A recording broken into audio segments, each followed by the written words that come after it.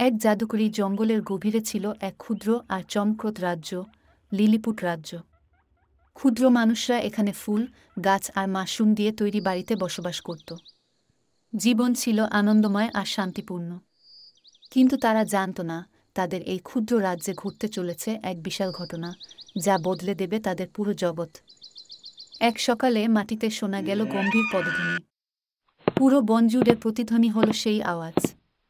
লিলিপুটবাসীরা থেমে গেল, ভয়ে তাকিয়ে রইল। তারপর দিগন্তে দেখা দিল বিশাল এক দৈত্য।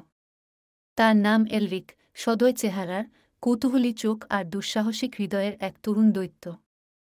সে নিচু হয়ে তাকাল লিলিপুট রাজ্যের দিকে, যেন কোনো গোপন জগৎ আবিষ্কার করছে।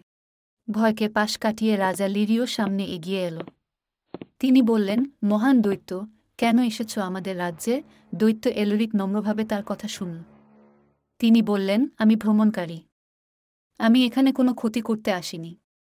আমি কেবল এক নতুন জগৎ দেখতে চাই। এই কথায় লিলিপুটবাসীদের মুখে হাসি ফুটল, আর দৈত্য আর ক্ষুদ্র মানুষেরা বন্ধু হয়ে গেল।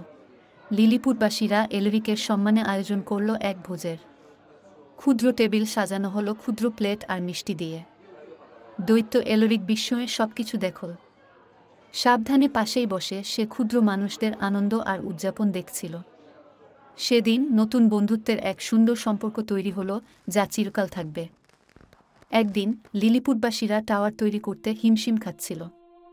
দৈত্য এলরিক তাদের সাহায্যের জন্য এগিয়ে এলো। বিশাল পাথরগুলো সে অনায়াসে তুলে রাখল সঠিক জায়গায়। লিলিপুটবাসীরা উল্লাস করল, কারণ তাদের টাওয়ার দাঁড়িয়ে গেল আকাশছোঁয়া। এলরিক তাদের নায়ক হয়ে উঠল। তবে তাদের আনন্দ বেশিদিন টিকল না। অন্ধকার মেঘে ঢেকে গেল আকাশ। বৃষ্টি পড়তে লাগল, আর নদীর পানি ভয়ঙ্কর গতিতে বাড়তে লাগল। ক্ষুদ্র গ্রামটি যেন ধ্বংস হয়ে যাওয়ার পথে।